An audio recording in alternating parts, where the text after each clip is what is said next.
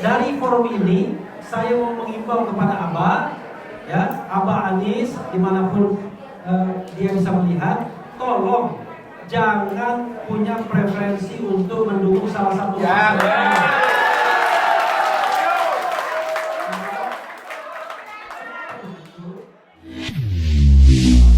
Bapak Ibu, sebelum ke Dr. Refli, bagi yang ingin tanda tangan tadi saya katakan pohon dan pihak terkait, silakan ke Ibu Mila ya. Oke, Dr. Refli Harun, the time is yours. Ya, tes perhatikan. Saya kira sudah cukup dari Ibu Nurdiati Rahman tadi. Assalamualaikum warahmatullahi wabarakatuh.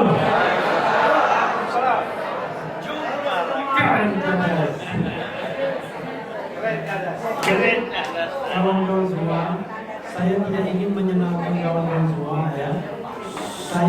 Yang ingin saya lakukan adalah memberikan perspektif apa yang sebaiknya kita lakukan untuk konteks pilkada DKI ya. Jadi sekarang ini sedang berproses permohonan di Mahkamah Konstitusi yang meminta agar selain kolom yang berisi calon 1, 2, dan 3 itu ada kolom kosong. Nah, permohonan itu sudah disidangkan di pemeriksaan pendahuluan. Kalau misalnya kawan-kawan berminat, ya kita bisa minta MK untuk mempercepat putusan ini dengan mengajukan amicus curiae dan lain sebagainya, apapun itu. Sehingga nanti ada kesempatan bagi KPUD untuk membuat surat suara yang 4 kolom tersebut. Kolom 1 kita sudah tahu kan, pasangan Rakus ya kan, Ridwan Kamil dan Suswono.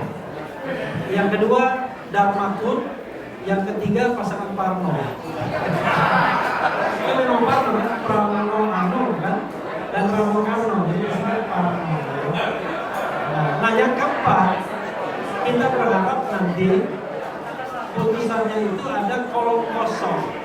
Kalau ada kolom kosong, kawan-kawan semua ibu dan bapak sekalian, maka yang terjadi nanti adalah kalau kolom kosong ini memenangkan pilkada DKI, maka pilkadanya insya Allah diulang tahun berikutnya. Ya, jadi diulang tahun berikutnya. Jadi mereka-mereka yang kalah ini ada dua kemungkinan, apakah boleh dicalonkan lagi atau tidak boleh. Itu bergantung pada putusan Mahkamah Konstitusi. Peluang gimana? Nah, kalau soal peluang kan selalu 50-50. Kalau tidak dikabulkan ya ditolak. Tetapi maksud saya baiknya kita tunggu itu, jangan sampai kita buru-buru. Sahabat peradilan ya? Ya, amicus curiae ya. Nah, yang kedua adalah pakai skenario. Bagaimana kalau tidak ada putusan tersebut? Atau bagaimana kalau putusan tersebut tidak dibacakan sebelum pencoblosan atau sebelum pembuatan surat suara? Maka saya ingin menyampaikan ya tenang sedikit ya, semua kebagian nanti. Saya ingin menyampaikan bahwa di antara anak-anak Abah ini ya, atau sahabat-sahabat Abah atau kawan-kawan Abah, itu memang saya lihat ada 5 sikap ya, 5 sikap. Kita saling menghargai sikapnya walaupun kita jengkel juga kan. Jadi waktu itu saya, Bang Ges, Iwan Tarigan, kemudian Laude Basir, Ramadan Pohan, satunya lagi saya Saris Hadid, itu kumpul dan berdiskusi, tapi tidak bermaksud berpretensi mewakili ibu-ibu dan bapak sekalian. Itu di antara teman saja. Dari situ terlihat bahwa ada 5 sikap terkait pilkada DKI. Sikap pertama, saya tidak mau menyebutkan siapa yang bersikap. Sikap pertama adalah dia tidak ingin memilih, netral. Itu sikap pertama. Tidak ingin memilih, netral, walaupun Abah mengarahkan pilihannya ke misalnya 1, 2, atau 3. Jadi ada yang begitu, pokoknya mau Abah ngomong 1, 2, dan 3, ada yang mengatakan saya tetap netral. Tapi netral itu bisa gercos, bisa golput, bisa coblos kolom kosong, tergantung nanti konteksnya. Itu yang pertama. Yang kedua adalah mengatakan netral, entah golput, entah gercos, entah nanti kolom kosong. Tetapi kalau Abah kemudian mengarahkan untuk memilih pasangan calon tertentu, maka kelompok ini akan memilih sesuai dengan keinginan atau permintaan atau imbauan dari Abah, dari Anies Baswedan. Ini kelompok kedua. Kelompok ketiga adalah kelompok yang sudah memilih jalannya. Kelompok ketiganya gini aja. Kelompok ketiga adalah kelompok yang menunggu perintah Abah. Jadi dia tidak bersikap. Pokoknya nunggu perintah Abah.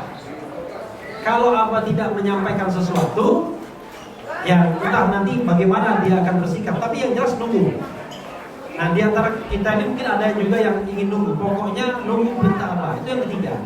Yang keempat adalah kelompok yang sudah memilih pasangan calon tertentu seperti Iwan Tarigan atau siapapun, ya kan?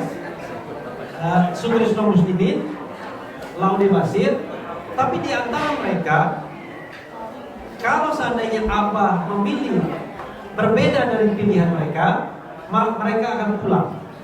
Mereka akan pulang kandang. Ya. Nah yang kelima, kelompok anak Abah yang paling bandel dan durhaka cenderung, yang itu sudah memilih dan tidak akan balik lagi walaupun Abah memerintahkan atau meminta yang lain. Jadi bayangan saya, mereka yang sudah bergabung pentolannya itu tidak akan balik lagi. Ya sudah, relakan saja, nggak apa-apa kan. Dalam perjuangan selalu ada yang pragmatis, yang oportunis, yang takut lapar, ya kan? Gitu, takut miskin, ya. Di sini orang-orang kaya semua, orang-orang yang tidak takut miskin atau dimiskinkan. Nah dari 5 ini, kawan-kawan semua, mau tahu nggak sikap saya?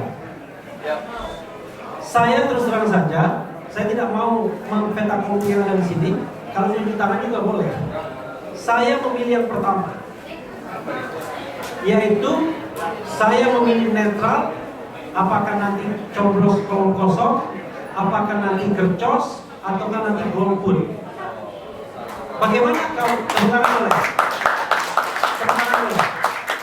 bagaimana kalau Abah Anies kemudian tiba-tiba mendukung salah satu pasangan calon?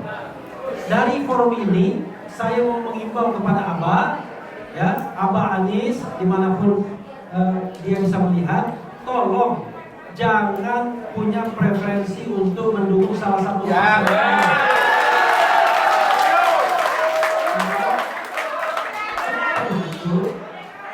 Saya mengatakan kawan-kawan semua, 3 pasangan ini tidak punya yang namanya basis moral ground untuk menjadi pemimpin, termasuk pemimpin Jakarta.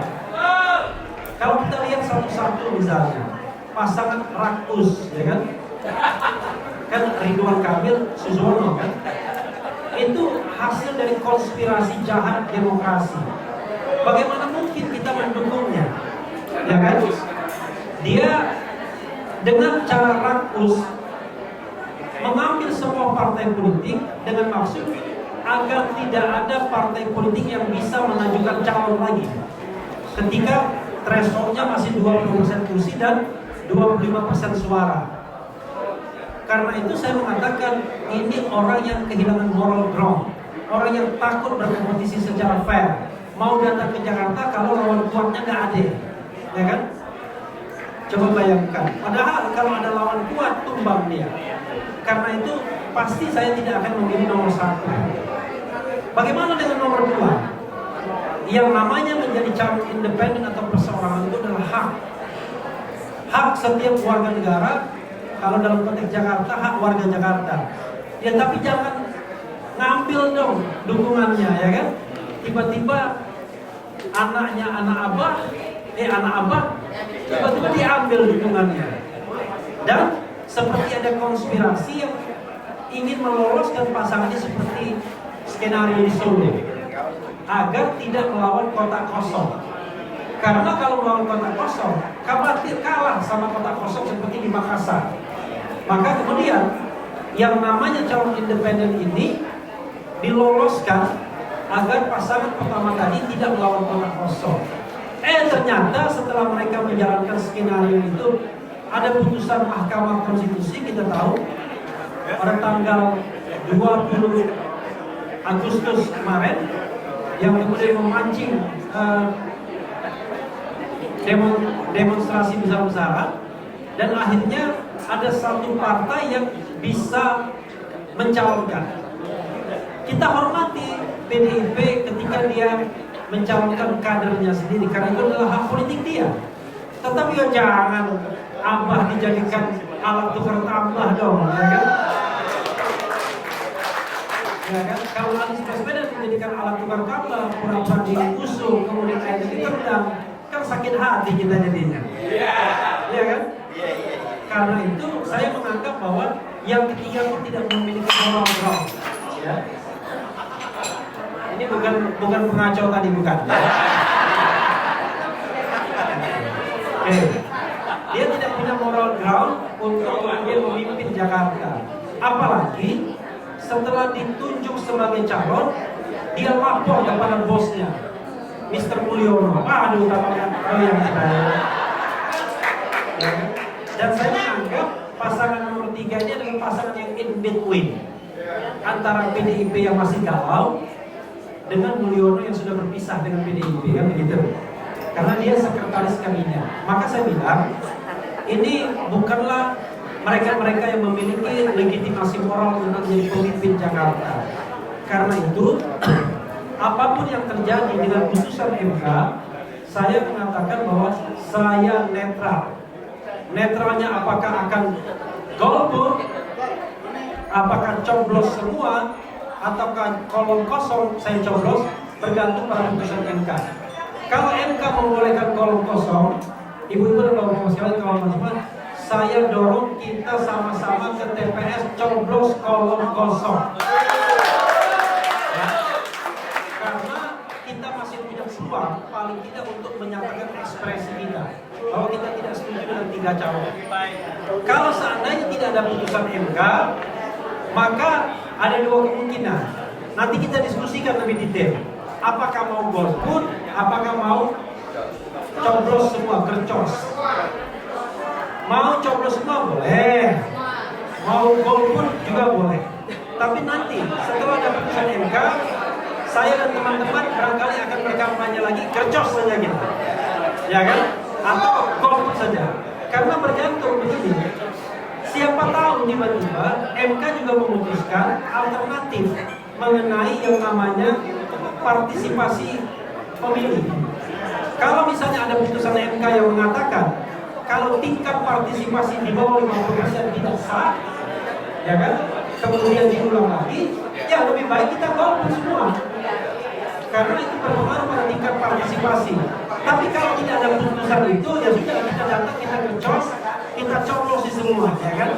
Ada yang mau mungkin tambah-tambah dikit, ada yang pilih Anies Baswedan, ya, itu soal lain ya. Tapi saya tidak menyarankan merusak kertas surat. Berikutnya terakhir, kan sontoloyonya KPU ini adalah dia ngancam-ngancam kita. Dia menggunakan pasal 187 huruf A Undang-Undang 10 2016. Saya sudah bantah di YouTube saya. Ini sontoloyo KPU, saya bilang. Kenapa? Pasal tersebut adalah pasal money politics, pasal politik uang, yaitu menjanjikan memberikan uang atau barang kepada seseorang untuk melakukan salah satu dari 4 hal ini. Tidak datang ke TPS, atau datang dengan cara tertentu sehingga seorang tidak sah. Ketiga, memilih orang tertentu atau tidak memilih orang tertentu, ya kan? Tetapi itu adalah praktek money politics yang dilakukan dengan cara melawan hukum. Yang kita diskusikan sekarang adalah sebuah kesadaran dan penyadaran warga negara tentang hak-hak politiknya yang dihianati oleh elit-elit dan partai politik. Karena itu sah saya katakan ketika kita berkampanye mengenai golput, gercos atau coblos 00. Jangan khawatir. Kalau seandainya kemudian kita dikriminalisasi oleh KPU, biarlah kita semua menyerahkan diri ke polisi, biar nanti polisi bingung mana yang mau diproses lebih lanjut. Tapi saya yakin tidak akan berani KPU.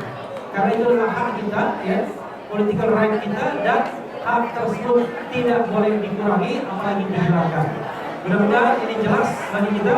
Sekali lagi buat Abah Anies, Abah, saya Refli Harun dan teman-teman mengimbau agar Abah jangan memilih salah satu dari 3 calon karena itu.